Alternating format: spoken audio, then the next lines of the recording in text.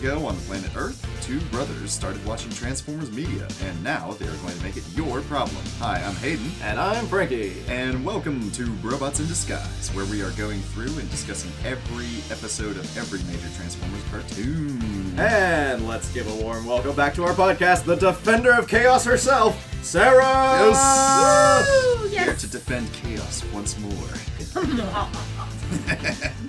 Welcome back. How are you?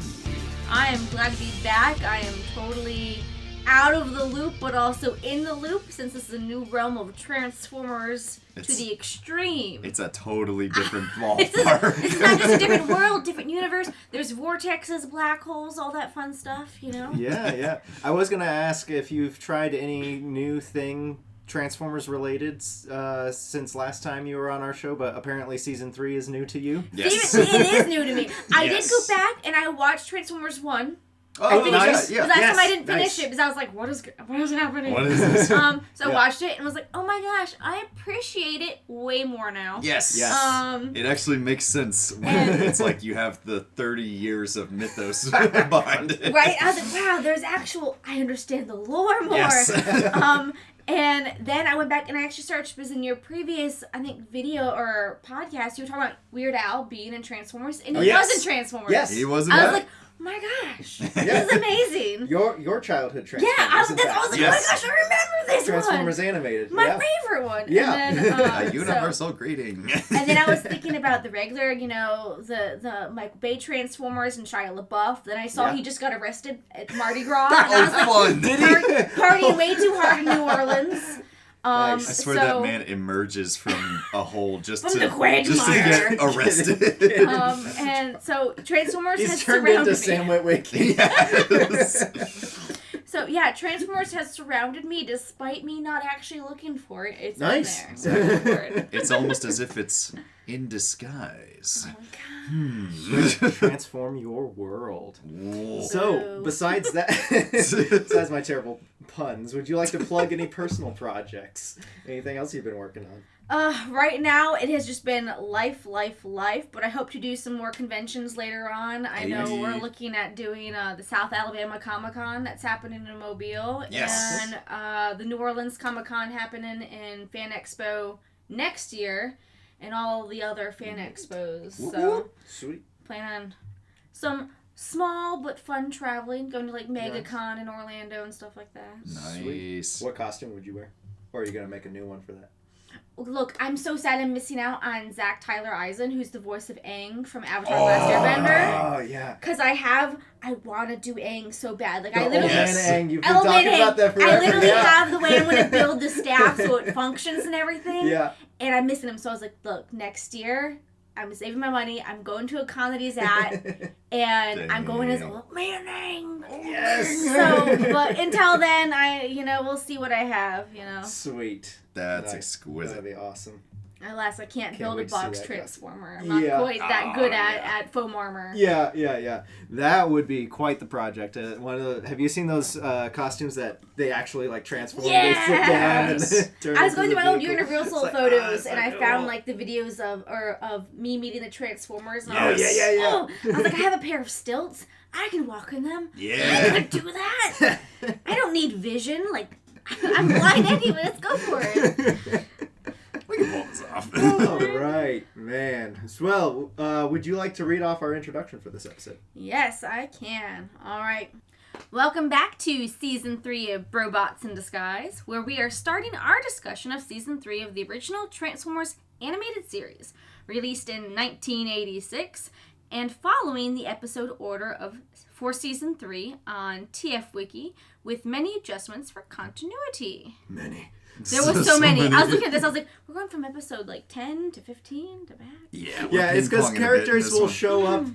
like before their introductory episode if you follow the Yes. the release order of these episodes. So I had to do some surgery.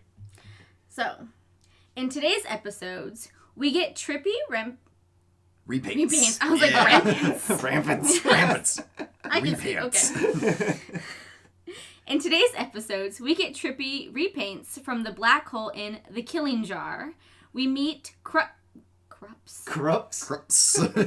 I mentioned I'm dyslexic. That is Great okay. reading. We meet Cups. Welcome our dyslexic guest. Now read!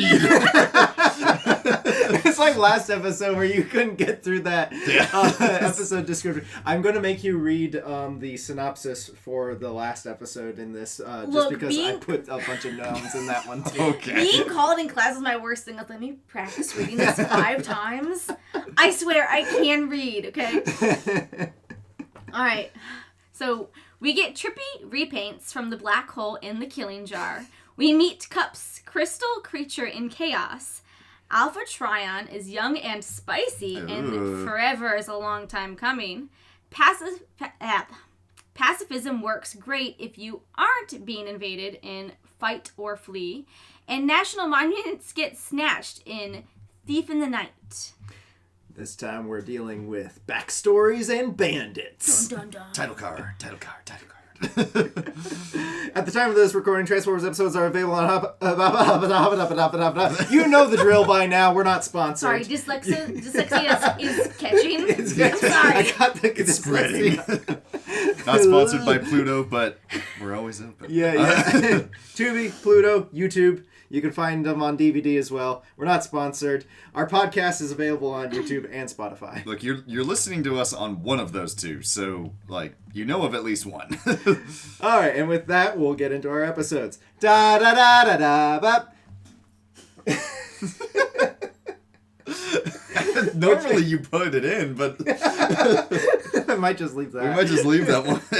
The Killing Jar. A Quintesson scientist captures Ultra Magnus, Cyclonus, Wreck Gar, and Marissa Fairborn for experiments on his ship.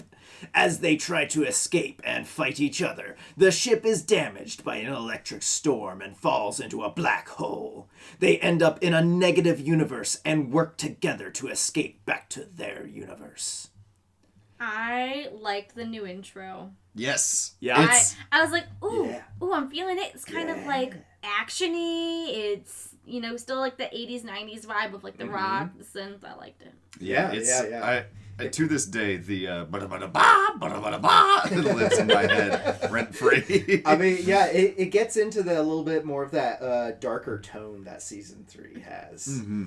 We're so dark for PG. I don't know what season 3 you're watching. This show is goofy. Well, this is the lighter section of season. This is, yeah. No, there are some dark episodes, but these episodes are pretty silly. Yes. It's also a very good-looking episode. Yes. This does not maintain. Welcome back, Toei. Yeah. I'm so glad we get good animation. And is that new shading? It looks good on you. It looks good. There's that It looks studio good. look, the dark ink on the We shadows do pay the and price stuff. because there's so many issues. Yeah. It looks You get good, but it's not typical accurate. Yeah, you get the typical animation errors. Also, there's apparently another studio working on this particular episode called Studio Look. They're just doing fill-in animation. Yeah. I know, I just watched the 101 Dalmatians from the 60s, Yeah. where you yeah. can still see all the pencil lines and Oh, everyone. yeah. Right. And I was like, oh, that's a cool vibe, but I can't tell what's supposed to be there and what's not supposed to be Right. there. Yeah. So I will say this is a step up. Yeah. This is From very 1960s. crisp, Right. very crisp, I well-defined will say half lines. the time when someone was speaking, I was like, is the mouth moving? Yeah.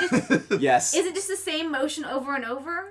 That is one of the Yep. big things that they always run into trouble. But you can tell they're putting in an effort to be consistent with the movie designs and the movie quality. Well, yeah, we talked about that last episode where the movie introduced so many really complicated character designs and then swapped to a really low-budget animation studio for the beginning of season That's where 3. Georgia went. So That it was one. just sort of like, oh no. Yeah, ACOM shows up a lot in season 3, Yeah, as we they will look see very- even within these episodes. But Yes. this episode is Toei again, so I really like the setup of this episode with we get kind of each the Quintesson scientist abducting people and their perspective on each individual species. And how to lure them in too was very Yeah. I didn't know what was going on at first. I was like, what?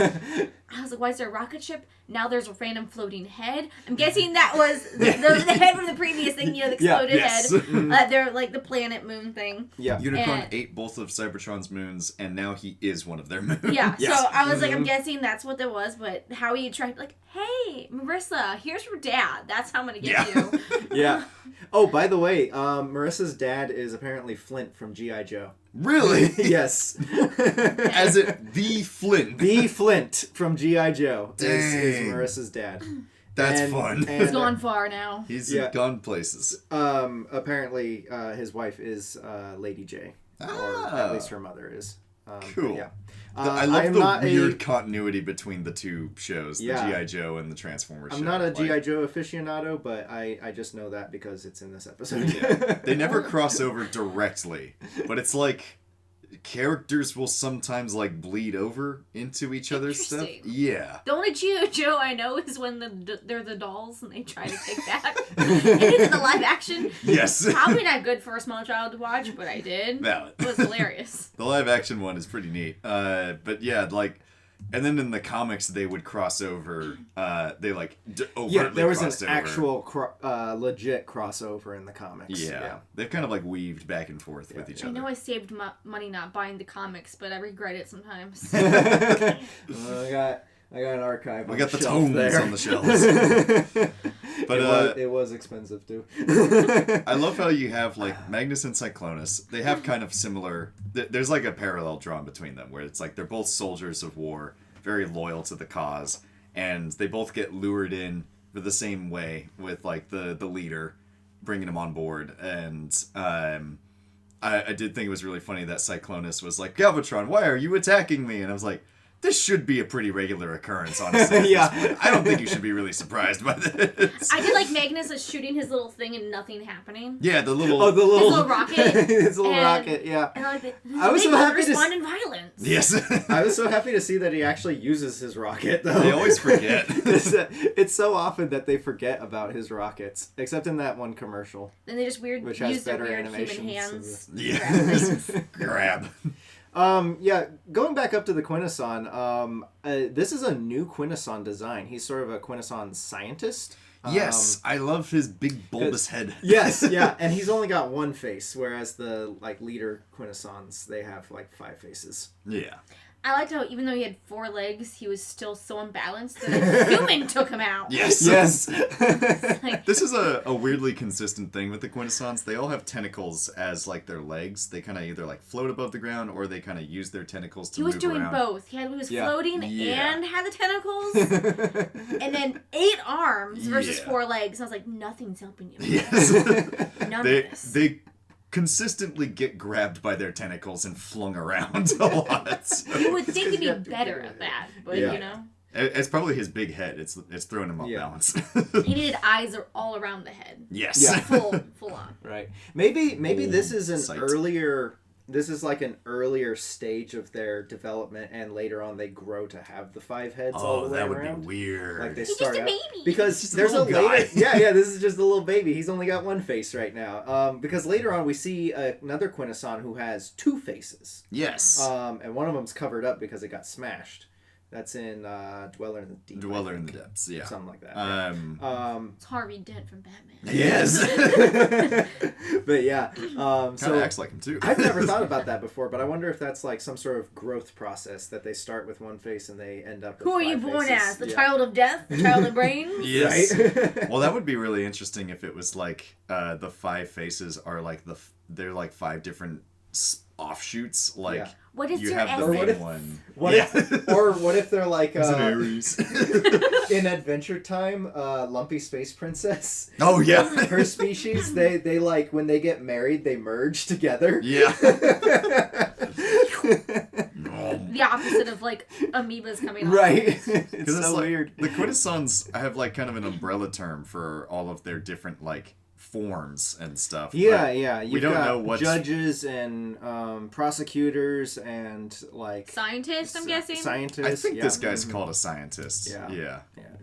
or the host. I also wonder if this guy is working as part of the greater Quintesson collective or is a solo operative, because he seems really understaffed. Well, that's what I like about this batch of episodes. We get Quintessons kind of doing things like that may or may not be part of the greater, like the judges wanting to take out the Transformers. Mm-hmm. They're just like, I don't know, let's experiment on a bunch of people and stuff and just see what happens. It's one of the other episodes. It's the Fight or Flee episode where they actually give the background to the Quintessons. And I was like, oh, finally, I understand. Yes. Oh, yeah. That's neat. On the DVDs, they separated all of those out into just some bonus features as like the files of Teletran 2. But I noticed that, on YouTube, they've still got them at the end of the episodes. Right. Little summaries of previous episodes, so you know what's going on. Yes. So we can discuss more of the Quintessons later on about that part. Yeah. But that mostly went over, I think, like Five Faces of Darkness information and stuff like that. Yeah. Unfortunately, you did miss the whole 5-part episodes that went in depth on the Quintessons. Yeah. I went in blind. I was like, what are these guys? But this one mentions working on the original programming, and it's unclear if he means specifically for Magnus and Cyclonus, which would be very inaccurate since Cyclonus was created by Unicron from a previous Transformer. Yeah, a previous Transformer of unknown specificity. And he only has one face, so he's just a baby. Right. Yeah. So, like... He's like, I assume that I made these guys. Maybe he worked on Vector Sigma, and Vector Sigma programmed them, or maybe he worked on some of the original Autobot and Decepticon programming. Such a community that if one accomplishes something, they all accomplish that. You made this thing? I made this thing. We did this. Are constantly plagiarizing each other. I think he made our programming. Yeah. Best and worst guys to have in a group project. Yes.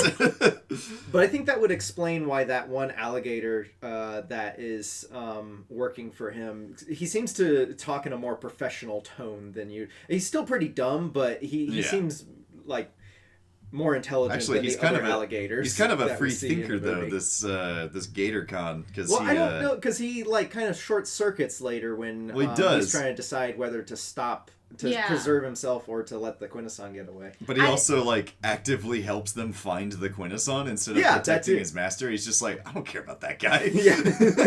I did like how they did tell him he's a Gator one, so they were like, hey, do a death roll, and I was like, did you mean to say roll? Yeah.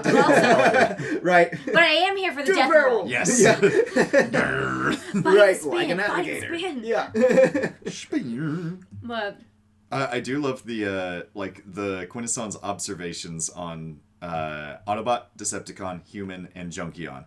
Yes. Is that Autobot and Decepticon, very simplistic, very prone to violence and stuff, and it's like, let's see how they react to treachery and everything. And then with the Human is with Marissa Fairborn, he's like, violence is always their first response, and then with the Junkion, it's like, let's deprive him of all of his junk and see what happens. And Wreck-Gar just trashes his own room to where it's junky again, and then it's like, I'm gonna be honest, I wasn't expecting that. He made himself like a little throne. I loved it. Okay, so I didn't know what they were. I was like, oh my gosh, has this guy been like insane? He's like, not quite Bumblebee, but is speaking in commercials. Yes. I can vibe with that. I have like 50 commercials in my brain tabs at any moment. Like, I'm ready to sing any song at the moment. But he's just speaking like that. I'm like, oh God, why did he follow the clown? And the fact that they were like, okay, we can't... the 40-foot tall clown. Yes. I love that it's like, okay, we can't exactly pinpoint what their leader is or what's the person that the Junkions respect. I always thought, but they always are watching TV. Yeah. So we'll just get something that the current hyperfixation. We'll just get that. Right. Yeah. Well, I think Wreck-Gar is the leader of the Junkions, though. I think he is. It's never really directly stated or not. But Junkions are consistently the wild card of the bunch. Right. Was it when they get Ultra Magnus? Yeah. And I think they disguise themselves as Skylinks. Skylinks. Yes. And they kept his sass. Yes. They did their research. I was like, he's so humble, and he's like, it must be an emergency, or they wouldn't have wasted my precious time. I'm like, Right. I was like, that is so sassy. Skylinks is Great the king of sass. Great introduction to a character who's barely in this episode. Yes. Right, that's the only thing I know. I didn't even know his name until later on, and I was Right. like, oh gosh, one sentence and you could be one of my favorites. Yes. Right? And the fact that he turns into such a weird... Well, we'll get into him in the next episode more. Even though he does show up to save them at the end of this episode. But my question is, why is Broadside a Decepticon here? Broadside is a Autobot triple changer who turns into a jet, a red jet, and an aircraft carrier, which is kind of hilarious. It's like I turn into an aircraft carrier. And the thing that gets carried on aircraft carriers. He switches sides several times in these first couple episodes, because in 5 Phases of Darkness, we see a jet that the aerial bots are flying that looks like the Broadside jet. Yes. However, it gets destroyed when Quintessa is destroyed. Was that him? I don't know. Then he shows up here as a Decepticon that Cyclonus just goes with for some reason. He's like, Galvatron wants to speak to you. Okay. Then he shows up as an aircraft carrier in a later episode. Then he shows up with his cartoon design in a later episode that we won't get to in this one. Then he shows up in a later episode with his toy robot mode design. He's a lot of However, twins. yeah, the only thing consistent... Oh, and he's an Autobot in those later appearances. The only thing consistent is his voice. So we know it's him because he has the same voice. It is always supposed to be Broadside. What's going on here? I think We weren't quite sure yet. Yeah, there is apparently a Japanese comic that tries to say that he does, after the incident on Quintessa, he goes undercover and works for the Decepticons for a little while and then switches sides again. But that doesn't come out until later. I like to think that he was just really indecisive. Yes. You know how the name was really fit? He didn't know what Broadside really meant at the time. He didn't know if that leaned more towards, Autobot, Decepticon. Right. He did like the color purple. He's like, I don't know. Maybe he doesn't Broadside's a pretty neutral name. it's not Scourge, but it's also not, Bumblebee. I don't know. It's not happy, but Right. Benevolent Bot. Right. Or Malevolatron or Oh something. gosh. It's my truth be goodness. told, we thought Benevolent Bot would be an Autobot, but for some reason he just went to the Decepticon side. We don't understand. Okay, I was thinking with Galvatron, because, there's the metal. Yeah, galvanized steel. Galvanized steel, and I was like, oh man, I just watched Avatar. Avatar, the blue people. Yeah. Oh, yeah. Yeah. And they have unobtainium. Unobtainium. And I was right. like, unobtainiatron. Unobtainium-tron. That's just the Matrix. Unobtainium-tron. Like, just have Autobots with the blue Avatar people. Like, That'd be pretty sick. be a vibe. I do like... This feels very much like... I say this a lot, but this feels like a D&D situation. Mm-hmm. You have a bunch of people who are at wildly different ends of the spectrum. Yes. Of their allegiances, their loyalties, and their personalities and stuff. Life goals. All stuck on a ship. A friend group that's trying to kill itself at all times. The D&D moment. You guys all met at a tavern. Exactly. Yeah. You all met in a Quintessence Scientist ship. Yeah. In prison. In What prison. happens? But I like how they all... this starts a very consistent tradition in Season 3 of Quintessons get up to shenanigans, stuff goes wrong, and now we all gotta work together to fix the problem. Yes. I did like how Ultra Magnus and Cyclone just wanted to fight. And Yes. and Marissa like, guys, big picture, come on. Yes. Yeah. We are all gonna die. Put away for a second. Just suck it up. We're all about to die. Let's go. I love That's kind of a Fairborn as a continuation. character. Yes, that's kind of a continuation of what Spike does in, well, not really exactly what he does, but kind of what he represents as the human element, being the glue that keeps the Transformers together. Yeah. In 5 Phases of Darkness as well.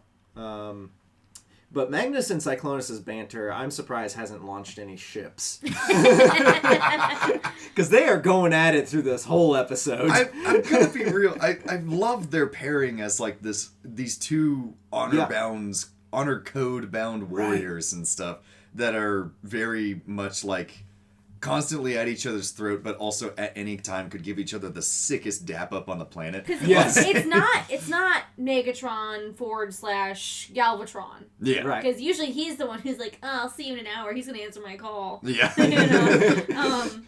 But yeah, it is Cyclonus is the new, verbal spar, physical spar, that kind of thing. Yeah. And so I'm like, man, if you did work together, it's really funny because you look at those two and it's like these feel like they have more of a like an Optimus and Megatron sort of rivalry of like these two feel like very capable leaders that could easily lead the Autobots and Decepticons, but we have extremely depressed man failure Rodimus and clinically insane Galvatron.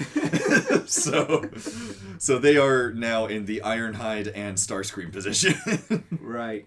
But they're their faction's babysitters. Yes. Ultra Magnus is like, yeah, I gotta motivate Rodimus all the time, and Cyclonus is like, yeah, I gotta make sure that Galvatron doesn't kill anybody else. This series of episodes, I do feel like it was like babysitting. It's like, okay, we're gonna go to this place, this place, this place. Yes. And like even in here, they get sucked, through the black hole, and I will say it's Marissa who's like, okay, yes, we're different colors. I'm pink now. Let's go. Yeah. I do wonder how long they were in there, though, in the, time-wise. Yeah. Because she's a human. She's going to have to drink water. Yeah. She's going to have to, use the bathroom, eat, unless, maybe in the opposite world, she just photosynthesized. I don't know.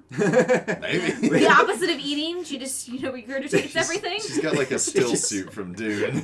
She just chops off some of the Quintesson limbs and makes some sushi. Calamari. Yeah. Maybe her spacesuit just has some like rations in it or something like that. A little pocket Secret for pocket. food. I have a feeling that this episode plays out in real time. They make it feel like this happens within like 5 They do the little minutes for some montage of them reason. all fixing certain things. Yeah. And I'm like, wait, how long is this? That has some groovy music. Yes, Yeah. that is.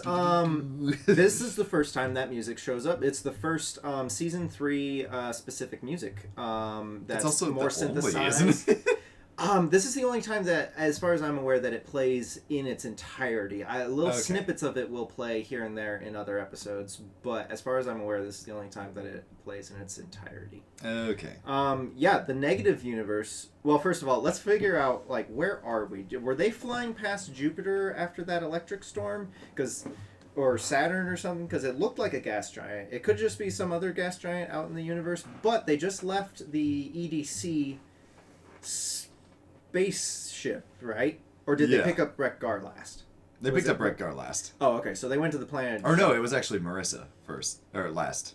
Was it? Marissa was last. Okay, yeah. Okay, so they just left Earth, basically. Because that space station is allegedly in Earth orbit or somewhere between Earth and Mars. So they, assuming that's not the same one that Galvatron destroyed. Oh, you know what? We always said that there was 3 celestial objects that he destroyed. He also destroyed the space station. Oh, yeah, so he that did. was four space things that he destroyed, and then he couldn't even shoot Galvatron or Ultra Magnus. He's got a vendetta. Yeah, in 5 Phases of Darkness. Anyway. So yeah.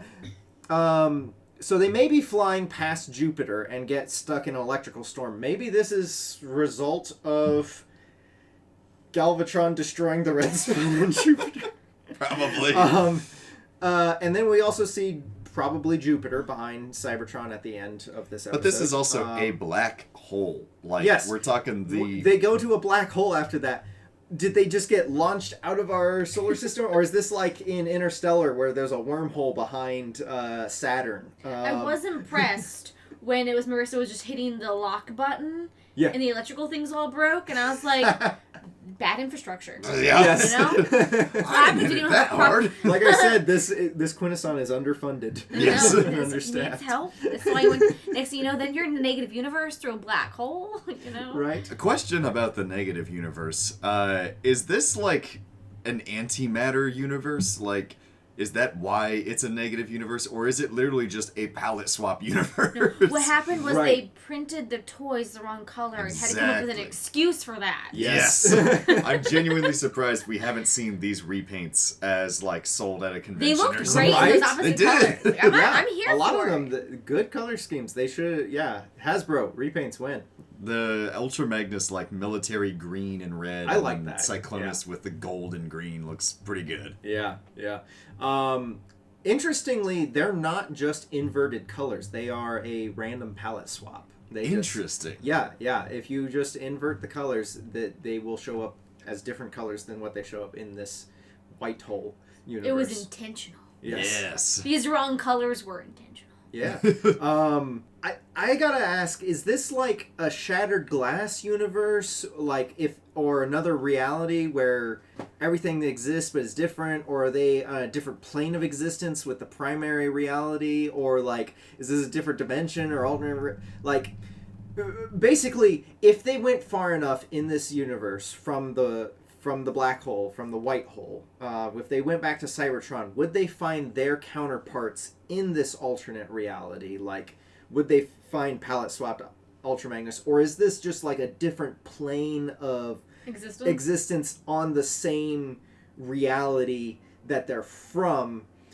Hence, why they change colors. So they like, become them. right. Yeah. So like, is this like shadow walking or something? Like if they went to Cybertron, would they see all of their Rodimus and Galvatron and all of them, and would that be the normal ones, but they would be able to see them but they couldn't see them? Is this like the Upside Down in Stranger Things, or is That's this what I was like, thinking. yeah, where like everything is there but it's all dark and gross, but none of the people are there, Right. but That's you what can I kind always of vaguely got the sense communicate of. to them, or is this like the Spock with a beard universe? You know? I always thought it was like, I wish it was the Spock with the beard universe. I want to see them It all is- with little facial hair. They just don't explore that world that much, or the Yeah. idea of that, which Yeah. I do feel like is like a Big sad, missed like a big missed opportunity. opportunity in that, because you could have been like, ooh, do we have alter egos? Is Optimus Prime alive, or Ooh, is yeah, you know, yeah. It's a different universe. do those than wars people- happen? Like, probably Yeah. not. Yeah. But is there the opposite of Energon? You know, Right. It does make me think of that one episode of Transformers Prime where they go into the I can't remember what they called it, but it was like the kind of sub-dimension where it's like they're just removed. They were from- out of phase with the rest of the universe. Yeah, it's like they're like a half step behind sort of thing. it's lagging. Okay, It's lagging. yeah. No, they were like moving faster or something, weren't they? I don't remember, but she didn't have to eat, and there was a montage, so maybe. Yeah. Could be. Sorry, I'm really stuck on that. The montage. She's yeah. gotta eat. I feel your pain. I always think about that kind of stuff too. I Like, gotta How think long about did the this humans, take? the little people in here. Yeah. I'm like, Yeah. oh gosh. But like time does pass because when they do come out, like there's a huge space battle going on, and I Right. like that it's all of the people that they sent a distress signal to, like Yeah. coming together and being like, ah, just beating the snot out of each other. Which kind of goes back to that scene where they all think that the derelict is. I thought it was interesting that each of them thought it was their team that was coming to rescue them. Like Ultra Magnus is like, the Autobots have come to rescue me. Cyclonus is like, no, the Decepticons have come to rescue me. And then Marissa Fairborn's like, no, you're all wrong. Once again, It's a she's the plane. smartest one here. And then even Wreck-Gar is just sort of like, I don't know, they're probably not gonna come for me. well, Your here's voice of reason. yeah. Here's the question about Wreck-Gar. He says, Wreck-Gar found home, which is a reference to E.T., obviously. Yeah. But does he think that the Junkions have come to find him, or does he see that it's Is a he derelict? pointing at the black hole and he's like, home? No. They're looking at the derelict. Is he saying that and being like, hey, look, it's junk. Right? I can be happy on that. It's junk. Home has come to me. I'll find Right. it wherever I am. Right. Home is where the junk is. But that line of, when they come back through and the Quintesson says, so they did receive our distress signal, that really carries some weight. Because I feel like everybody kind of gave up, like, even the Quintesson is like, oh no, they'll never come back for me. And then, like, was there a Quintesson worship searching for him too, or was it don't just... know, because the space battle only is space battle. It We was don't very see any quick, of the too, ships. yeah. We only see Astro Train and Skylinks. So, yeah. But I love that when they all like part their separate ways and stuff, there's just that really ominous, we'll get to it in the quotes, but that ominous line from Ultra Magnus where it's like, we're in the same galaxy again, but now we're so far apart. Yeah. It's like, well, dang, I wasn't expecting that heavy of a line from this episode. I feel like this is a good follow-up to Five Faces of Darkness in that it reinforces the themes. Autobots and Decepticons feel the need to constantly fight each other, but deep down they have the potential to work together and make peace. Yes. It just usually takes an outside force that's bigger threat to them to make them realize this, like Unicron or a black hole or Marissa Fairborn. Yes. And I typically love bottle, or in this case, jar episodes. Where jar, if you will. Where if you get a few characters from opposing sides together and maroon them somewhere, and they have to work together. But it felt like every audio was turned up to maximum and everybody was yelling at each other through this whole episode. So I don't usually return to this one as much as I should. Just saying, when you have the subtitles on, most of the time it just said music. Music. And I was like, no, what are they saying? I can't spell this name. What are they saying? Music. I love the one where YouTube just puts applause. It's Applause. like, nobody is applauding. Woo! All right. Any other thoughts? It was a good little episode. It definitely was like an eye-opener for me since I've been out of the loop. Yeah, this is kind of a weird I had one to watch it jump into. twice because I was like, what is going on? Who are these people? Yeah, Where's Spike? Right. Weirdly enough, it does actually give you a good primer for, like, these are all of the important factions of season 3. Sort of the thing. repeats, So, they were there. Right. These are all the guys. Yeah. You will be seeing these faces again. Yeah. Even the Quintesson, potentially. With that, let's take a short break, and we'll come back with the next episode. Killed that mosquito. Kill it. Alright, and we're back with Chaos. Would the Defender of Chaos like to read... Me. Oh, it's Me you? to Okay. go around. Alright. Well, I will try my best to defend Chaos, but I actually do have a defense of Chaos in this episode. All right, great. As in the character. When wreckage on Goo is found to have been destroyed by death crystals, Kup reluctantly takes a team of Autobots to Planet Dread, where he was once a slave mining the crystals from the monster Chaos. They find that Galvatron is using the crystals to power a cannon to destroy Cybertron. Kup confronts his past and frees the prisoners, while luring out the monster and uses the cannon to destroy it and the death crystals. Insert joke from the Final Fantasy game where they're constantly talking about wanting to kill Chaos. I only want one thing. To kill Chaos. I'm chaotic neutral. Lawful chaotic, actually. Lawful chaotic. Whoa. Be careful with how you word the law. I will go above and beyond. We've reached alignment status hitherto undreamt of. So, speaking of weird alignments, Skuxoid is back. Skuxoid! Okay. And he has an uncle now. What? Is this the same guy? Or is it a species of Skuxoid? Like, That's always been my question. it's never addressed. I was still wondering what that was. I was like, why do you look like a pig, like Miss Piggy crossed with the Thing from the X-Men? I don't know what you are, but I'm here for it, but your poor uncle. trying to make a buck. Yeah, he's a slimy little bounty hunter. I who love him. He first shows up in Five Faces of Darkness Part 1. And then he shows up here, and I believe the next one is Grimlock's New Brain, or no. He shows up again in It's another Octane episode. yeah, another Octane episode. Starscream's Ghost, I think. Yes. Yeah. Possibly more. But what makes me think that he is probably a different guy is that this guy's talking about his uncle. Yeah. Whereas the Skuxoid we all know and love is constantly talking about the fact that I got a wife and kids I gotta provide for. So maybe his uncle is that guy.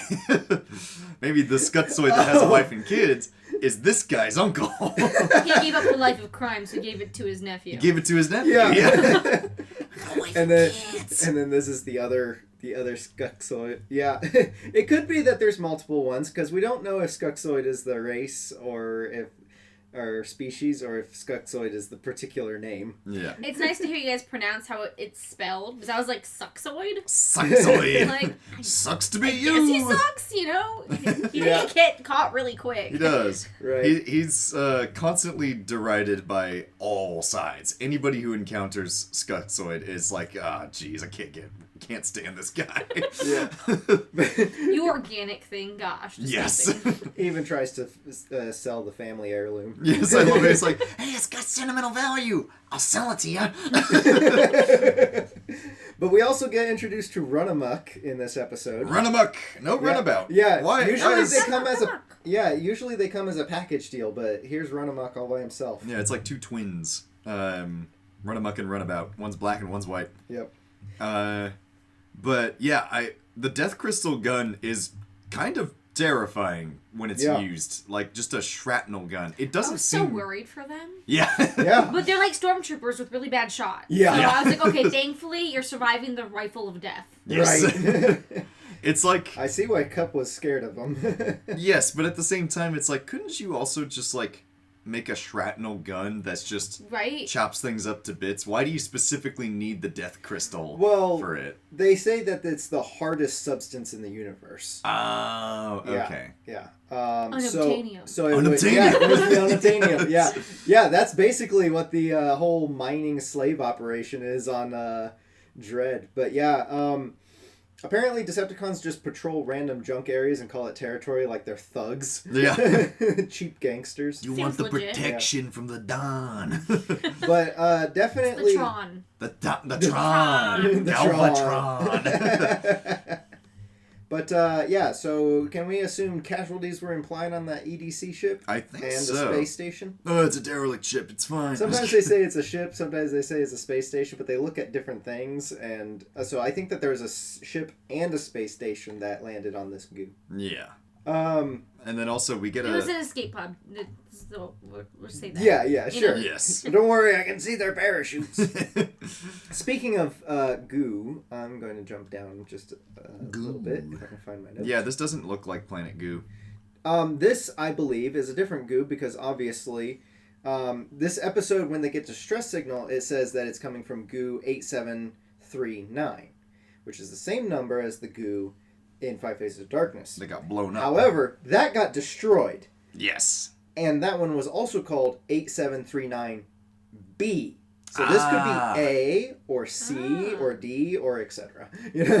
So to say when one dies, you just move up in the line and become Yes. Yeah. Goo A. Yeah.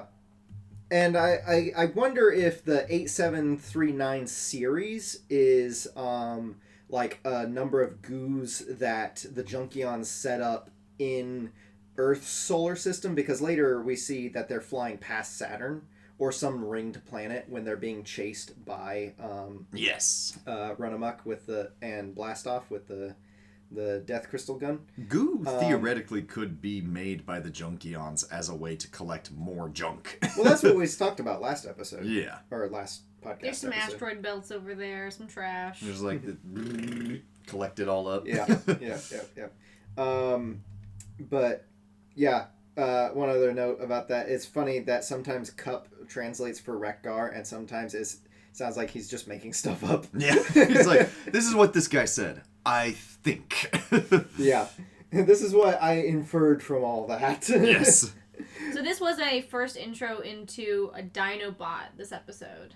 Yeah, Grimlock. Yeah. Grimlock. And I was like, why is he speaking like a caveman?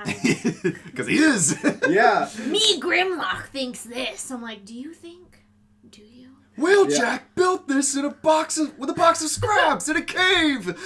He really did. In this origin, of course, the Dinobots are also in Transformers Animated, but in Generation 1, their origin in the cartoon is that Wheeljack created the Dinobots with a box of scraps in a cave on Earth because the Autobots were curious about dinosaurs and thought that they would make good weapons. Yep. So Wheeljack went the extra mile and made them be able to transform, and then Let's give you sentience upgraded and a weapon. Yes. he upgraded their personalities. Now in Season 2, Grimlock, or Season 1, of course, he is much more barbarian, noble warrior. He feels like Conan the Barbarian. Right. With his characterization. Season 2 kind of carries that a little bit, but in Season 3, Grimlock gets a little more childlike. And my guess is that with Wheeljack being dead in the movie, or at least missing until victory, that he does show up later for Master is gone. I must regress. Yes. Yeah, basically. I mean, Wheeljack died. So upgrades were no longer available or being made to the Dinobots' brains. So as the old parts degraded, they got dumber, and for some reason, the Autobots never decided to fix that. That's so much more sad So than I remember. it's like my laptop slowly going Yes! obsolete. Yes! Because it can't update anymore. Right. Got it. Either they don't know how, God. or Perceptor or someone just didn't bother to fix them.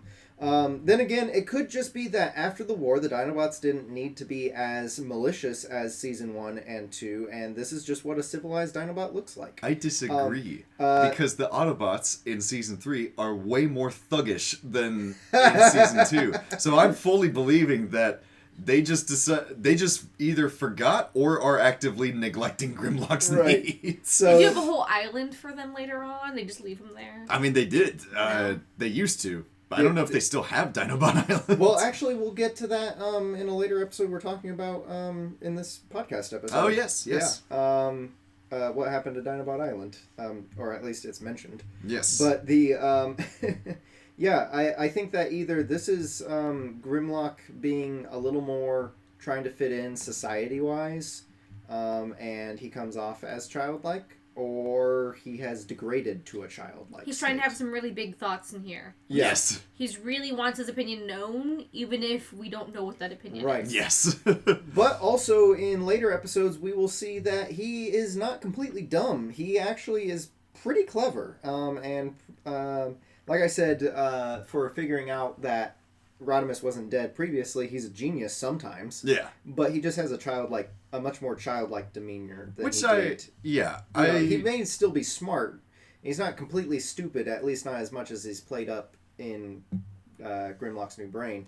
But he has a much more childlike demeanor. Isn't it for than the he used long to. haul? Yeah. I like the characterization. It's a con game. Yes. He's just wanting them to think that he's dumb. Yeah. Once they're weak, he'll rip their spark out. Yes. Give me better brains. But yeah, I kind of like the characterization of, like, he's just a big dumb guy who is honestly way smarter than he lets on. Yeah. But it's because he's actually able Like to Bulkhead in Animated. Yeah. He's able to, like, point out things that people miss because they're thinking about it too hard. And he doesn't think about it too hard. So he's able to find stuff that's like, we weren't thinking about that. This one was also a fun for me episode because I met a whole bunch of other people. Yeah, Yes. a lot more. Sorry, Autobots. Yeah. Autobots are people too. Yeah. Cup as a character is great. He was giving me that Western, like, sheriff vibe. Yes. The entire time. I kept wanting to say cop instead of cup. He's a cop. And I was like, yeah, sheriff, do it.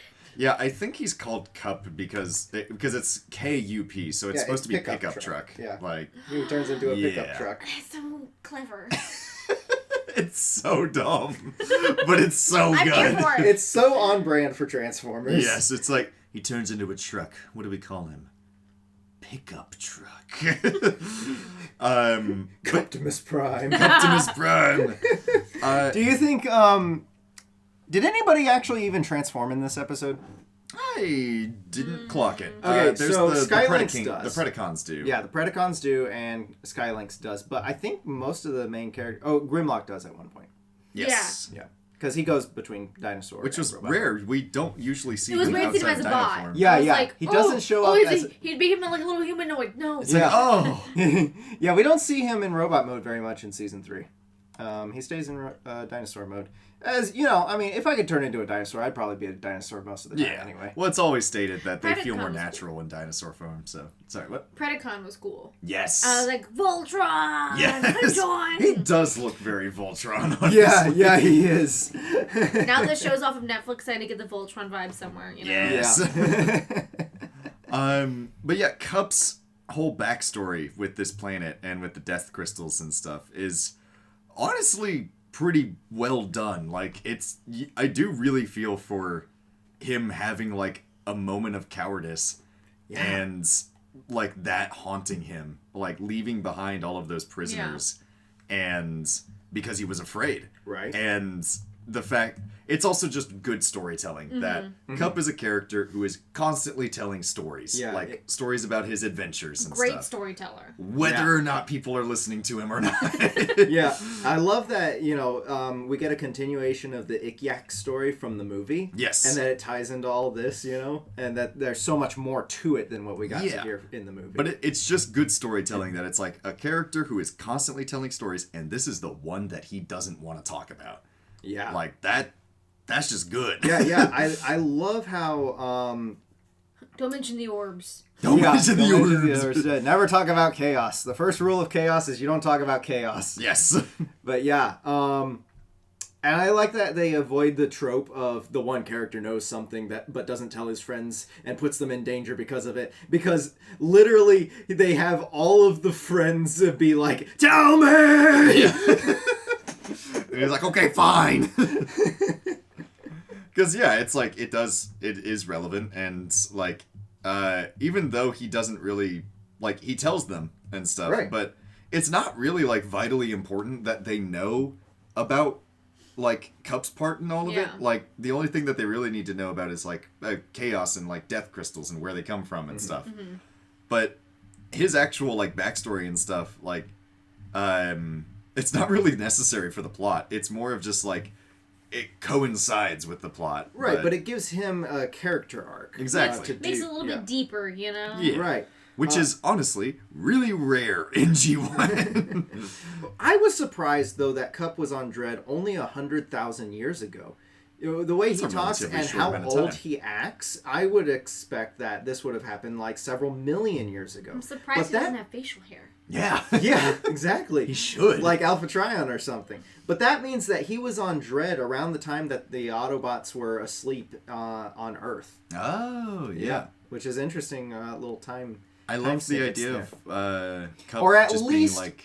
It doesn't necessarily mean... Okay, he says that he hasn't seen the death crystals in 100,000 years. So it may be that they've shown up since he escaped Dread. So it may still be that it was a long time. Because I think he says that he was like a young Autobot. There's an active slave trade happening on Dread, so... There's a lot of slave trades happening. Yeah! Apparently, robots are a very common type of being to enslave in the galaxy, because we see that a lot. I mean, the Quintessons built the Transformers to be slaves in the first place. Yes. So... And they had thoughts and opinions. Right. Disgusting. Exactly. How dare they? Yeah, but it's probably because you can mess with their programming. Cup's flashback feels a lot like a Conan the Barbarian story. Yes. And I like the transitions between past and present, where he'll be standing one place and then it will fade to him younger. Well, I also like that we also got a wipe transition at one point in this episode, which Yeah. I thought was interesting because normally they do the da da da da da thing, you know. But apparently they used the alternate movie character model for Cup's younger self, one of the prototype models. Yes, I liked that he was like a lighter shade of green and didn't have like the age lines and stuff on his face. I thought, and then like nice he was attention to slightly detail. different. Yeah, but pretty cool. This is another Toei episode. It looks really good, and they have attention to details like that. Yes. So do you think that Chaos is kind of like a god to the orgs, or do you think that he's just like a natural disaster that they happen to harvest? It was kind of weird because you didn't hear Chaos say anything. Literally, Chaos just roared. He just went, Yeah. Yeah! Like, this is super roar, too. Like, why are you angry? Like, did they not feed you? He sounds like if he was screaming for a long time and now he's really His hoarse. throat's tired. Just like, But, yeah, they build up Chaos so much in this episode. And There wasn't much to him. and then they reveal him and it's like, oh no, that's not intimidating at all. That was actually Reptar from the Rugrats. Yes, it literally looks like Reptar. Reptar was a dinosaur. And this isn't even close to a dinosaur. You are not He looks Godzilla. infinitely cool. This is Bigfoot with crystals growing on it. Yes, I will say, I do appreciate the effort put into, like, all of the crystals coming out of his back and stuff. That's pretty neat. But, like, I don't know. I feel like you could get way more interesting with, instead of just big bear thing. Well, as it is, I feel like this is plays like what we were talking about with the movie, where Unicron transforms and then you actually, it's supposed to be a bigger threat, but you end up getting the sense that, oh, we have a chance now. We can kill this thing. Where it plays in the same sort of thing where Cup has been scared of this thing his whole life, and now that he faces it, he sees, oh, it's not as bad as It's I just thought. a big dumb teddy bear. Right, exactly. You know, But, it's yeah. not as intimidating as I thought. And I like what he says to it, where he says, like, you know, you're just as scared of what's out there. You know, that's why you stay in the cave, sort of thing. And that could honestly be true, because this thing, like, has an entire slave trade built around harvesting its crystals. Like, I mean, it probably would be pretty scared of what's out there. Yeah. Because people are constantly trying to get his crystals. Like, literally, that would be like somebody just living in a house and then outside is a bunch of people with scissors. Like, come outside, we want your hair. So, Come down, it's Rapunzel. You know? The healing hair, come on out. Yeah. Rapunzel, let down your hair. Chaos, Oh, are you let climbing down up your to see me? Yeah. Oh, man. Lost it all. But, yeah, like, and then that also, it's kind of good where it's like, you know, Cup was so scared, and then him realizing that, like, oh, the thing that I was scared of is probably scared too. And he uses it as a taunt. But it probably is true, honestly. But, yeah. I also love that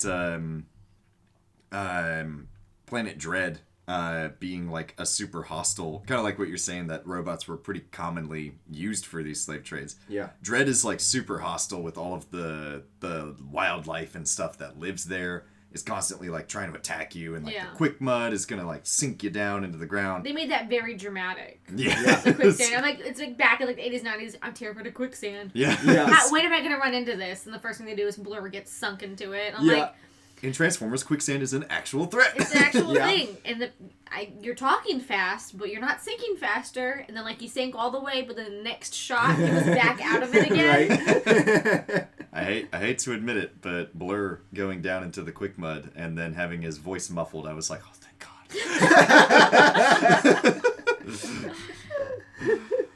But you say you like Blur. I like Blur. He was hilarious. I like Blur. I just find his voice and how often he speaks very annoying. It's mainly, like, I talked about this before, to where it's like, it hits a register in my ear, to where it's like, stop talking. Oh, Give me jeez. one more cup of tea, and that's. Let me rant That's about. not you Let me for rant me. about something, and let's go. Blur actually, his voice actor has the go say it again, the Guinness World Record for the fastest talking person Yep. at the time. John Machida. Yeah. I love him. Yes. But yeah, I Yeah, also I was surprised how many times Blur and Wheelie went on missions with people these couple of episodes. they seem like paired up more often than not, which They just won't. It's an enemy to my ear. They won't leave people alone. They just always end up on. They're those. They just insist on going with you. Take us No, with Wheelie's you. voice was interesting. Yes. And he spoke like in rhyme half Yeah. the time, and I was like, why is your voice like this? And why? No, this is not a kid's show. Like, this is bring me like Dr. Seuss right now. Him and Blur have like the most like gimmicky voices to where, and then they're all weird that they get paired up so much. Yeah, I mean they must vibe with each other. I guess. Nobody else wants to hear them. That's the real reason Perceptor sent them on a mission. Yep. But yes, I do love that. Blastoff gets the Death Crystal gun, and then he's like, "Ooh, we're onto something here." And then he tells it to Galvatron, and is like, "Hey, there's these Death Crystals. We could use them in the big, we could use them for weaponry and stuff." So naturally, Galvatron's immediate idea is we're just gonna make a giant gun, a big version of it, and point it straight at Cybertron. His crusade to destroy celestial objects continues. So apparently Planet Dread is close enough to Cybertron to shoot... To point a big gun at it. To point a big gun. Otherwise, that's just a really, really powerful scope.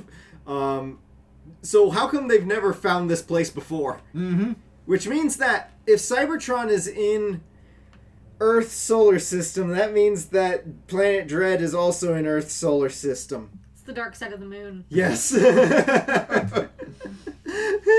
I'm pretty sure at this point space is just a big flat map that randomly gets planets that just show up in it at any given point. You know, the vortexes and the black holes, we just bloop. Right. Yeah. Different areas. Just popping Maybe in and out. Planet Dread pops in and out of different places It's in only the here universe. every second Thursday on leap year. Yes. I mean, they had to have a map to get to it, right? Skutzoid had a map to... Well, I guess that was a map to where Chaos's crystal chamber was. Yeah, that's true. But Cybertron is finally looking good. Like, It doesn't have a chunk get taken out of no, it. it's on model for once in season 3. Yes. And they fixed it. They fixed that giant hole that was the chunk that was taken out of it from season 1 and 2. I mean, the chunk that was taken out of it when Optimus Prime died. Yeah. Chunk taken out of my heart. Still haven't fixed that. Maybe later this season. The fight was good. I did like them turning Chaos back on itself. Yes! That is a great twist where they just turn the Taste gun your around own medicine. and shoot Chaos with the death crystals. And it blows up the volcano. I mean, it's like, what, shooting someone with their own fingernails? Like, Yeah. ew. Yeah. I mean, I'd be pretty disturbed by that. I'm not physically dead, but I'm mentally not here anymore. Yeah. Oh, also, I like that Astro Train is here helping Galvatron because it reminds me of God Gambit. Yes. He has... Delusions of godhood. Right. He has he has experience oppressing native populations. Yes. That's his track record. Ouch. Also, what do you think happened to the orgs? Because they just disappear. yeah. I Is it don't know. orgs or orbs? They probably saw that they were... Orbs, I think, but then yeah. I don't trust my hearing. Right. Don't trust me, actually. Those was by they were hearing. there. Or It me. could have been orcs, for all I know. The Yeah. orcs.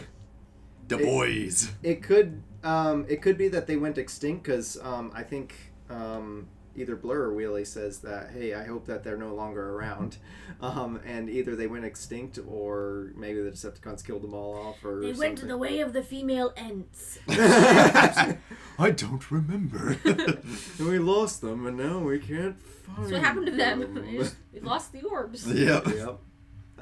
It is wild though that like the prisoners and the slaves are the exact same ones that Cup left them as. Right. So they've been there for 10,000 years. 100,000 Poor things. years. 100,000 years. Where are they getting the Energon from? It Exactly. is orbs. It's orbs? It Really? is- yeah. knew it. ORB. Yes, I knew it. Orbs.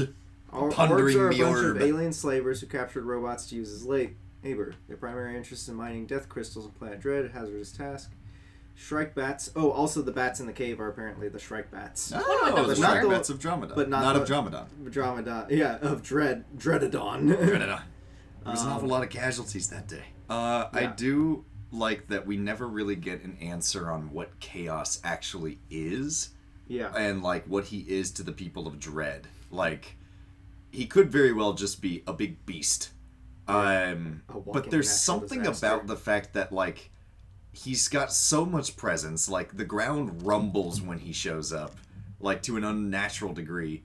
And when he gets hit with his own death crystals, the volcano explodes. Yeah. And it made me think that he might actually be some sort of, like, nature deity of some kind for Planet Dread.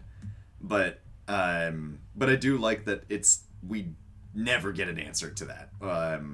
Like, sometimes you just don't know what the origin of something is. Yeah, it leaves a little mystery for the universe for you to speculate about, for us to talk about. We also don't know if Gives he's us dead. a job. Yeah. We also don't know if he's dead or not at the end of the episode, but... He's baby Chaos Gremlin somewhere back in the Yeah. day, you know? Like Baby Groot. Just one Maybe crystal survived and he can Each grow crystal out is of like that. becomes like a little baby. I'm surprised they haven't ever brought him back in a... hang on, I'm going to see. Don't worry, 2026 is the year. Yeah. Yeah. Yes, yeah. He's coming Because back, I swear. You could really use that as, like, not only are they super destructive, but they could turn into little mini chaoses. Like, it could be an infection or something. That's where the movie Gremlins came from. You can't give them water after midnight or whatever. You can't get them wet. Yeah. They're all green. So another interesting little story and thing for us to speculate about is Jonagar and the space whale. Yes! Jonagar! I love stuff like that, where it's just the most blatant possible reference to a real world thing. Yeah, because obviously 3 days and 3 nights inside the belly of the whale. So it's also like, why is this the one story that everyone's like, oh no, I don't want to hear this, like that? Well, they're afraid that they're going to go get eaten by a whale. Oh, okay. But Out of all the Grimlock things has no fear. to be eaten by, a space whale Yeah. would be cool. I mean, I've seen the I Doctor feel like Who that's- episode. I feel like that's big enough to where it's like, if it ate you, you wouldn't really have that much of a problem. Like, you would Would just be be better floating or around. worse than being in Unicron's gut? Oh. Unicron. So much better, Yeah. because Unicron's gut has a big thing that goes... Oh. Compactor. Unicron's gut actively goes om nom nom. Oh, God. My stomach has the nom-noms. Nope. Yes. Oh, one more fun fact. The cannon noise when they fire it at Chaos, that later becomes Galvatron's primary sound effect. Which is also shows up in the movie as well. Like, So- it's on and off his cannon sound. Right. So maybe he's still powered by death crystals later on. That would be pretty cool. Kind of like... They harvested enough that they saved some, you know? Yeah. like Megatron getting amped up by antimatter energon Yeah. and stuff. Yeah. That'd be pretty neat. Except nobody dies. Yeah. Just celestial objects. He can only destroy celestial objects. He can never destroy... Yes. this This is a kid's show. I can't kill characters, so I'll just destroy planets. Normal basic objects? Yes. Celestial? Yes.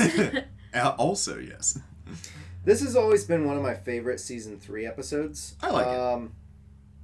And I just realized I spelled favorite the British way with a U. Favorites. European.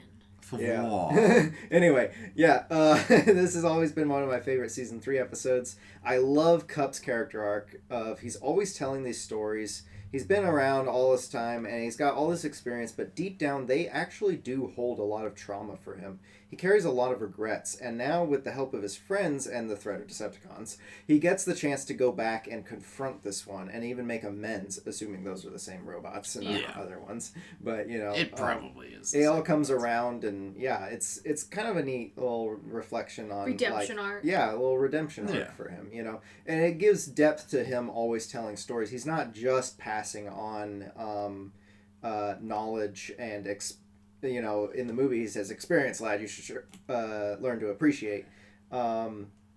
He's not just doing it for show. He's not just doing it to try to teach other people lessons, but he's doing it because it helps him cope with what he's been through. And he's been through a lot. PTSD? What? Yeah. Robotic PTSD. I like this one. I think this will continue to be one of my favorites. I like this one because it astonishingly actually has a character arc in it.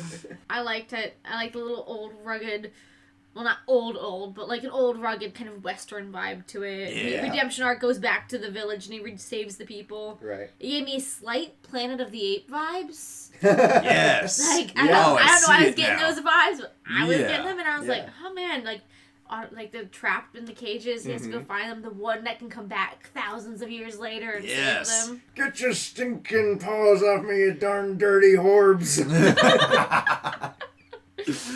Watch out for the quicksand. Oh yeah, the Ikyak, now that we know what it looks like, kind of reminds me of the dragon from Africa that Optimus fights in Prime Target. Yes. I would not be surprised if what was his name? The Colonel. Yes. That Colonel managed to actually get a intergalactic space dragon for his collection. Maybe that's how it got there to wherever it was. True. It's like the collector from Guardians of the Galaxy. Yes. That's basically what that dude was. There was also a head that made a planet that was made into a planet there too. So Oh yeah, True. that's right. True. Yeah. Nowhere in Unicron's head. They're just buddies. They're just buddies. They orbit each other buddies. once a year and then go, "Hey, how's it going?" as they pass each other. I'm glad I'm short and not a giant Titan beast thing. Small things in life. Exactly. Alright, anyway, anything else? I think that's it. On to our next episode. Yeah, short break and next episode. Forever is a long time coming. The Quintessence open a time window to steal A3 before he can lead the rebellion against them in the past, but Rewind and a group of Autobots get stuck in the past where they join the rebels. Battles ensue in both past and future until time starts to unravel, causing the Autobots and Quintessence and A3 in the present to work together to rescue Rewind's group and set the timeline straight. I was embracing my inner Blur right there. Like speaking Read it as fast as possible. Just get through this! So once again, Cybertron is looking different. Thanks, ACOM. Facelifts. Yeah, It will this, never ACOM stay episode. the same. Well, look, it's always in a state of transformation. Sure. Why is Rekgar here? Sometimes he just has a little vacation day. He just guess. goes and hangs out with the Autobots for a bit. And goes on And now they're missions just with them. flying under their own power from Cybertron to presumably the asteroid belt? I guess? Right, it gave me Superman vibes. I was like, why are they human, like Yeah. like figures and traveling like arms forward through space? Yeah. Like, what? What is happening? They and then typically use can't do that. They have a guy that turns into a spaceship. They have several guys that turn into spaceships. Why are they flying under their own power? Sometimes And you like just gotta let your own this fly. whole beginning of the episode is them like saying so why did you want us along sort of thing. Yeah. And it's a very odd bunch to There's bring no along. explanation. I guess these were just the ones that they picked for this episode. I feel like they centered it around Rewind being there. Yeah, that's why I put him in the synopsis as Rewind. Rewind was the one that became like a little tape player. Yeah, he was a little boombox. he was a cassette. So the Oh, the boombox. cassette. Yeah, he's the cassette. Blaster is the boombox. I was so confused. I was like, did he just morph inside the other dude? Yeah. Like, Yeah. what? It was also And then you guys ride in a car? Yeah. Yeah. So it's like the little nesting egg dolls. Like, out of all the things, you're like, hey, I don't want to become a spaceship, but a tape. yes. Yes. Like, maybe I could see that if they were, like, in the espionage, like, we gotta record conversations, that type. That is That's actually- typically vibe, what their thing is. I can see that. Yeah, because the first one is Soundwave that turns into the cassette recorder, and then he has several tapes that stay inside him. Ravage, Laserbeak. What? Hang on, Ratback. sorry. Rumble Frenzy, Ravage, Ratback, Eject. Rat back. Yeah. Laserbeak, Buzzsaw. Anyway. And they were used for espionage, just like you were saying. So when they turn into tapes, they record Things get information smaller with and each stuff iteration. Like I that. was like, Yeah. oh my gosh. So then the Autobots counter that with Blaster, and he's got his cassettes that show up in the movie, but now they're actual characters here in this episode. Which is I find it interesting that Ramhorn, being an animal, can talk when Ravage and Laserbeak typically don't talk, although technically Ravage does talk in the very first episode. I was waiting for, like, Or- the Western vibe to come out of his mouth with the horns going on. Yeah. Yeah. And I was like, How you doing, space cowboy? I was so confused when it zoomed in on Blaster's chest, and then we just hear, so what do you want us along? What kind of gig? Like, who's speaking right now? We haven't seen Backstomp yet. Yeah. I would say follow and look at whose mouth is moving, but those weren't consistent either. Yeah. Nope. Yep. Oh, man. But It's a good start. Good start. Yeah. You know, totally not confusing at all. We do get another scientist, Quintesson scientist show up. Is this the same Quintesson Right. scientist from Killing Jar, or do they just look alike? That can is see they a all good look alike. question. Gosh. Apparently, he does actually have a name. This specific Really? one. Okay, Yes. tell me. I'm trying to find it. Quincy? I'm trying to Quincy. His name is Incurata. Incurata. Inquirata. Because he inquires. Yes. So we have Judge Deliberata, because he deliberates. Yep. And we have Incurata, Scientist Incurata, because he inquires. I'm loving their naming techniques, you know? Yeah. Now we see where the Transformers get it from. So Incurata was in the script for this episode, but it's never mentioned. And there was the belief for a while that it's the same one as the one from the Killing Jar, but it's never been confirmed. So Nice. it's neither confirmed nor denied. In the script, I believe he is just referred to as a Quintesson of some kind. Okay. In the script for the Killing Jar. He's still Quincy in my brain. So I would like to believe that it's the same one, because he's kind of already primed to work together with the Autobots. That's why he, his first idea is like, Blow it up! blow them up, blow them all up. But then he's like, hey, let's work together. PTSD. However, yeah. Yes. However, he has a different voice. Yes. His voice is different. I love think that this it guy. could be too different. Puberty. Yeah. Puberty. There's also the right. bit- He's about to Yes. grow his second face. Yeah.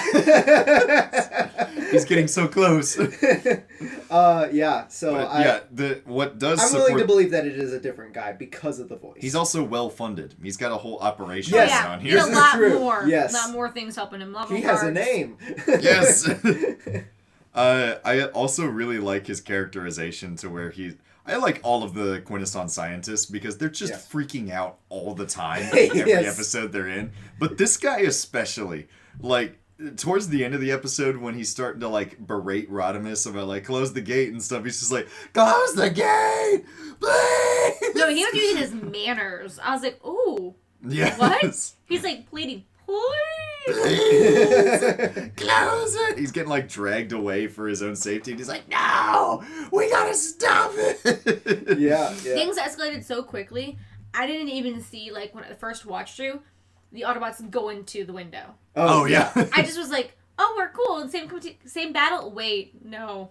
Oh no! Wait a Yeah, minute. What's happening? It doesn't help that the animation's all jacked up in that Yeah. moment too. And then I was suddenly like, oh, a female Autobot! Yes. Beta. Yeah. Crap, back in time. Yeah. Thought I recognized those toothpaste colors. Toothpaste colors. Yeah. That. Yeah. It's oh not. my gosh! That It's not minty Moonracer. green. It is. It is Beta. Yeah. Beta is cool. I like the designs of some of the robots. They're styled to be similar to A3, but also some have dagged hood shoulder cape things. See, that's and the- bicocket hats. There was something They're medieval very robots. Yeah, there was something really Sherwood Forest, Robin Hood sort of looking Yes. about them. Beta literally had a crossbow. Yeah. Right. A crossbow gun. Gun They had a crossbow. gun base with a crossbow on the end. Yeah. And I was like, ooh, respect.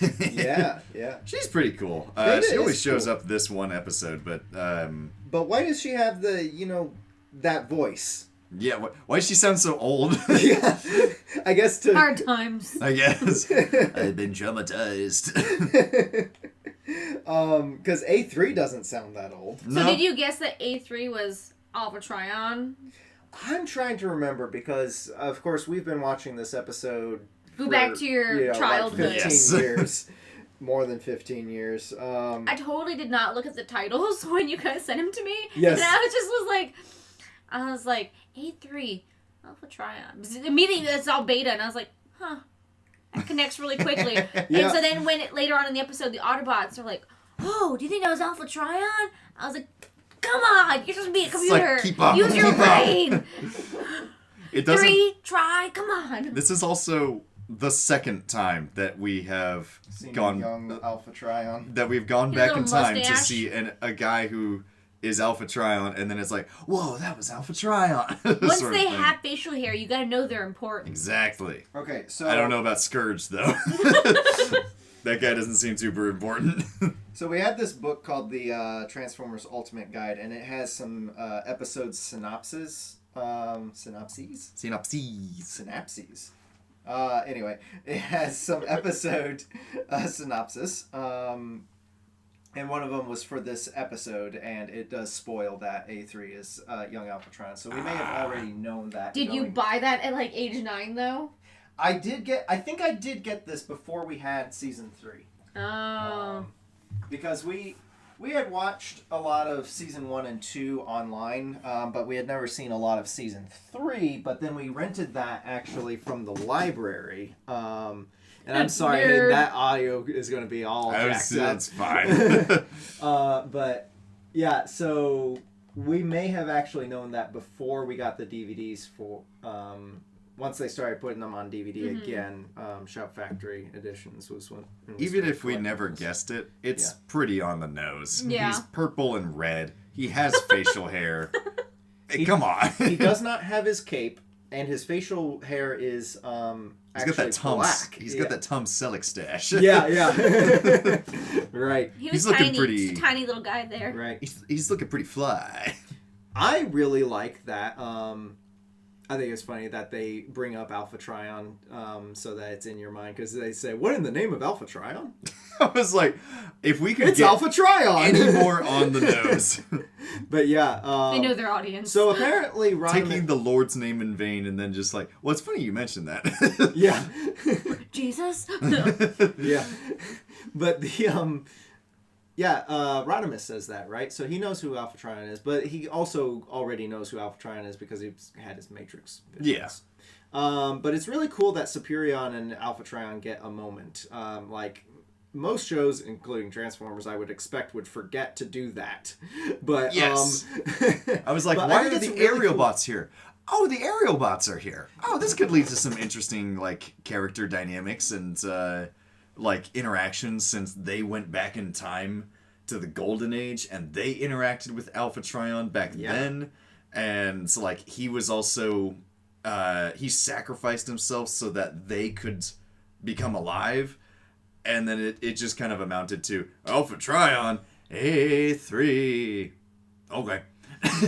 yeah. So it was interesting because, you know, with how you changed the order of the episodes. Mm-hmm. So, you know, we went from episode 6 to 7, and then we jumped to 11. Yeah.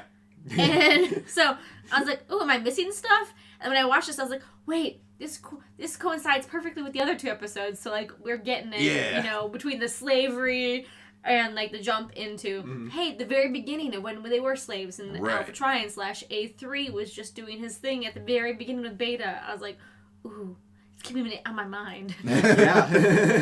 It's all connected. Yeah, that's why this episode kind of works pretty well here. I do like that it's very continuous with previous time travel adventures where we get the Guardian robots, which have shown up again. Yeah. The Quintessons, you know, having the The storyline Autobots. continues. Yeah, it's weirdly consistent where it probably shouldn't be, but It doesn't appear in one episode, and then like 12 episodes later appear. yeah. Right.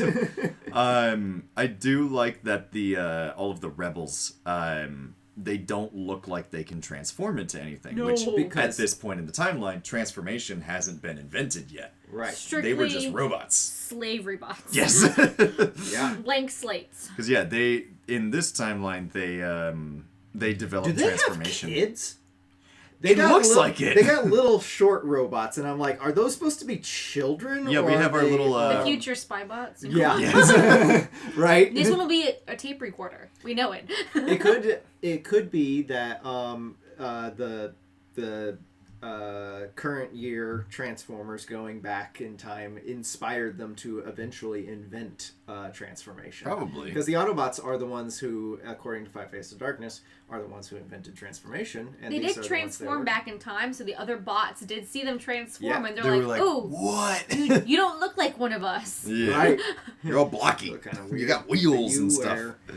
But you wear the Mark of the Slave. Okay, this is really weird. Beta says that the Autobot symbol is the Mark of the Slaves, but it's the modern Autobot symbol that they all have. When in Five Faces of Darkness, we saw that there was a different symbol at that time, which I forgot to comment on. It kind of reminds me of the Maximal symbol from canceled Transtech, but it's like just the top part of the Autobot symbol. Yeah. And it was a big statue that they blew up. And also one of Primon had it on his head in the visions, the Matrix visions. The real question is, how many symbols are there? Right. So many now. So does this mean that the Matrix visions are wrong, or does this mean that somebody just got it wrong when they were making this episode?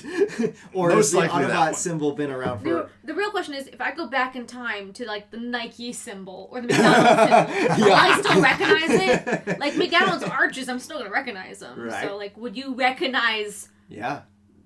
the symbol, Optimus symbol, the Autobot Autobot symbol? Yeah, The Optimus symbol. But it's a cool idea. I think that it kind of... They didn't really care for that continuity because it's a cool idea that they took the brand of slavery and turned it into a symbol of autonomy and freedom. Yeah. And it's also Autobots. right. It's interesting that there's no Decepticons with them though. Maybe they're just not in that area. Maybe they all had the same and just split off later. Like the Decepticon symbol was something that came about later. But again, in Five Faces of Darkness, they say that there was the consumer goods line, which I assumed all of these Autobots are the consumer goods line, and the Warriors line that became the Decepticons. So Yeah. Back in the house, front of the house. Yeah. Right. Upstairs and downstairs. You guys are good for public viewing, the other ones aren't. Yes. Right. They got horns and angry faces. But yeah, like it's very cool seeing evolution of what the Autobot symbol meant. And I think this is the first time that we've gotten like info on like what the Autobot symbol actually meant back in the day. Yeah. Like I don't think there's ever been any elaboration past just like, this is just the Autobot symbol. Like this is and just I their like emblem. that the slaves in the past get to see how their actions now, it's like a good encouragement to them that in the future we will be We're doing this for something. Yeah. They get encouraged by seeing that these are descendants, and look what good they will do in the future and stuff. For me, it was kind of cool because I had no idea. I was like, oh man, that is sorry for the slip of the tongue earlier, but it is the Optimus symbol. It's the Autobot symbol, you know? It's like, oh, that's just what it is. And, like, seeing it as, oh, it had a beginning, like, that wasn't good. And they turned this symbol that meant slavery and oppression and reversed it. Like, Una reverse, haha. Yeah. I want to make it your doom. Yeah. Like, this gives me power now. Like, taking it, and giving the past generation that power of, you flipped this. This is now our symbol of strength and autonomy, and we are who we are. In Transformers, we transformed. Yeah. Transformed the symbol. Exactly. Because of what you're doing today, we're able to do this later. You guys may suck now with bows and arrows, but you will have guns one day. Yeah. And the Coda remote. I do like the kind of like exchange, the cultural exchange that happens with A3 coming into the present, and seeing how crazy stuff gets with Autobots and stuff, but that like the Autobot name still That's lives gotta be kind of depressing for him. Like, we're still fighting these guys. Yeah. Well, multiple millennia later. Just like, oh gosh, they're still not dead. Oh, speaking, the Quintessons were overthrown 11 million years ago, according to this episode, right? Yes. And the Golden Age, according to War Dawn, was 9 million years ago, which means there was only 3 million years between the two. a lot happened according to Five Phases of Darkness, where there was a whole nother great war between the Autobots and the Decepticons. Transformation was invented, and apparently either everybody got killed off that remembered the Quintessons, or they just forget really fast. Yeah. What is it? It's like this theory that, war creates ingenuity. Yeah. Which is why, after the First World War, we had the Roaring Twenties. Yes. A great time. So that Yeah. was the golden age. Then World War II and the Great Depression, Right. Woo! We also advanced hyper fast technologically because of those wars. Yeah. So it is believable that they would, with this, getting rid of the Quintessons. That We they did that could- like in 30 years. They did that in 3 million, Right. Lightweight. Right. Yeah, but it just seems interesting that nobody remembers who the Quintessons are by 2006. But Them stating there's actual only- dates was interesting. Yeah. Yeah, this happened in 2000, 2006. I was like, wait, didn't this come out in the 80s? Is this Yeah. Is this time travel for us? Right. That's always my favorite is when they say, it is the year 2005, the distant future. And I'm And like- it's like, oh yeah. But they're flying cars. Yes. Yeah. Yeah, 2005 was really cool, man.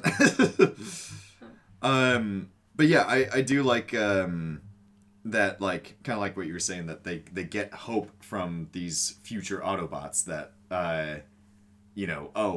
we what we're fighting right now is worth it, and that we will get to persevere and stuff. And like A3 sees all of the Autobots in the present day, and it's like, I have this future to look forward to. And the ones in the past are like, oh sweet, there's more to us than meets the eye. Like, we'll be able to transform and stuff like that. So yeah. Once again, they did embrace like the Ents and lose their wives. Yeah. But, We lost them. they went somewhere. Do you think the Kodo remote is something that Alpha Trion... Did they say that it's like something that Alpha Trion just has inherent to him, or do you think it's something that he stole and integrated? I like to It think is that it's Autobot something symbol. he stole, and that it's like connected to Vector Sigma, since he just like he holds it up and then like he's able to kind of command sort of Yeah. thing. I was so wondering what that was. I was Yeah. like, this is like a precursor to like some of the powers we've seen where they like can freeze time or blind, and also Yeah. how can you blind a robot? But okay, Yeah. Right. But it would make sense if he stole it, because I don't think at this point in time he would have been created by the Quintessons to be anybody special. you aren't special. You're not special. Yeah, I think that, well, going back into the theme of taking the Autobot symbol and turning it into some symbol of freedom, that's literally what he's doing with the Coda remote Yeah. being his Autobot symbol. Yeah. He just picks it up, and, he's using this symbol that was the slavery thing and using it to free his people. He's literally transforming that symbol Yeah. and its meaning. But also, I think that it's like a remote that controls the Guardians. Yes, because like if you think about it, if that symbol is the symbol of the slaves, why would it be so powerful? Why would this little relic be in the shape of that and be so powerful and able to control stuff? I imagine it was used in some way to like program Autobots and other like servant robots. The power of friendship. It is, yeah. The power of brainwashing. Okay, just a small little side tangent. Yeah. When the time swirls were going back and changing all Yes. the time, and it went and showed Marissa, and then she became a baby. I love that. Not what I expected, but okay. And we never saw her in the show again. No, I'm I kidding. know. I was like, what? No, she'll be Okay. back. She's an adult later in the show. We get a. I love. It would have the been really random funny to put this vignettes. at the end of the series in our adjusted timeline, so that we're just like, yeah, that's how she ends. Is she just becomes a child and has to grow up again? Yep. Go through Yeah. high school again. Yeah. No. Yeah. Or do you think that those were hypothetical situations, or do you think those were actually happening? And I that, always thought 'cause- they were actually happening. Yeah, but because they are. they're kind of narrated by the Quintessence scientists. Yeah, they do seem to. they do say at the end of the episode that everything is being put back the way it was. They don't show it, but yeah. Obviously, because she's an adult in later episodes, but different hair color. I don't know. Yeah. We also get to see that Jazz is still around. He still lives. He's still racing. Apparently, that's why he's just not involved in season 3. Is he's retired to pursue racing. He's an athlete now. I think that's slightly cheating if you're racing as a Yeah. grown-up. But who am I to say that? I mean, you wouldn't be the only one. Agi Kane also said that. Yes. I can't stand those robot racers. But we also get a shot of some Quintessons who have like the like normal people bodies, but like the scientist heads. Yeah, there's like there's a lot of weird minions in the background of this one that we never see again. Yeah, and they're building some sort of dam, so I wonder, are they building a new Quintessa or like? Yeah, I was wondering what that was in the water receding and stuff, and I was like, huh, that's a weird little slide blurb. Like, what's happening? Yeah. What are they doing over there? Why do you show us this? Did you just have extra footage from some unused episode that you decided to show us? Just in reverse? I don't know. Yeah. We had a whole dam arc of some kind, but it hit the cutting room floor. But it's a pretty neat dilemma. It feels very like, I don't know if you've ever played Outer Wilds, but having the stars come apart like substandard cloth. Yes. Yeah, I was like, why are you comparing this to cloth, Mr. Yeah. Mr. Robot organism thing? Robot who doesn't wear clothes. Well, they probably sell clothes. They are traders, as we see. Traders and arms dealers, and arms dealers, and they sell your arm. Yes. Profiteers. If it's profitable, the Quintessons are involved in it. Yep. And apparently they sell substandard cloth. Yes. Once again, I love just how much this scientist is losing it at time unraveling. Where it's like, the voice actor gave it his all. What's gonna happen? Like, what's gonna unravel? Everything! And then him, like, egging on Rodimus, where he's like, blow it up! Blow it up! But yeah, I like that dilemma as well of like, everyone's kind of in on it of like, okay, time's going crazy, we gotta fix this. But then Rodimus like making the active choice of like, no, I'm not gonna abandon my comrades on the other side. And it's like, that's a pretty heavy thing to, just decide that like, no, my comrades are more important than saving the fabric of reality, sort of thing.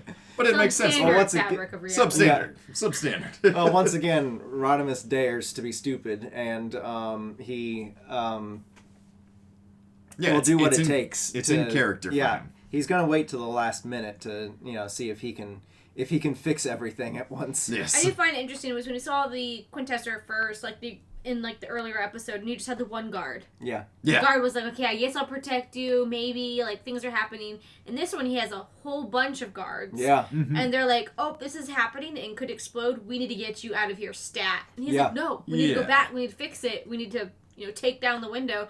And they're like, nope, we're just going to, you're going. Yeah. You're going. Get you out of here. Our first priority is to get you out. Yeah. And so I was laughing because it was just like, oh, well, the guards, I guess they're guarding, Yeah, they're guarding him. They got their one job done. They're getting paid well enough. They got their Energon goodies. Yeah. But yeah, this one was pretty fun. It's nice to see a little bit of history in action. Yeah. I don't know why, but this one just always confused me. Yeah. Not really like the time travel stuff or anything. It's just like the pacing of it, for some reason, just felt so all over the place that I was like, "What?" Move things really quickly. Oh, jeez, where are we at now? Okay, now we're doing a montage of time shenanigans. Okay, now we're in the past, and now we're in the present again. But like, it's okay. It's done now. And then he sneezed, and Alfred Tryon was in the future. Yes. You just miss things so quickly. I was like, okay, I need to lock in. Yes. Yeah, this one doesn't let up. This one has a lot going on, and the animation errors don't help with making it clear. Yes. It's a great time to not have watched the movie, but we're making the best of this. But there's a lot of great screaming that happens in this episode. We get the Quintessons screaming. Yep. We get A3 getting launched into space and going, ah! Yeah. The voice actors did give it their all. Indeed. Yeah. They smoked in that booth and got that raspy voice. Yes. Right? They were here for it. 2 more notes. We got to see that Pipes is in fact a medic in this episode. I love Pipes. Pipes is so good.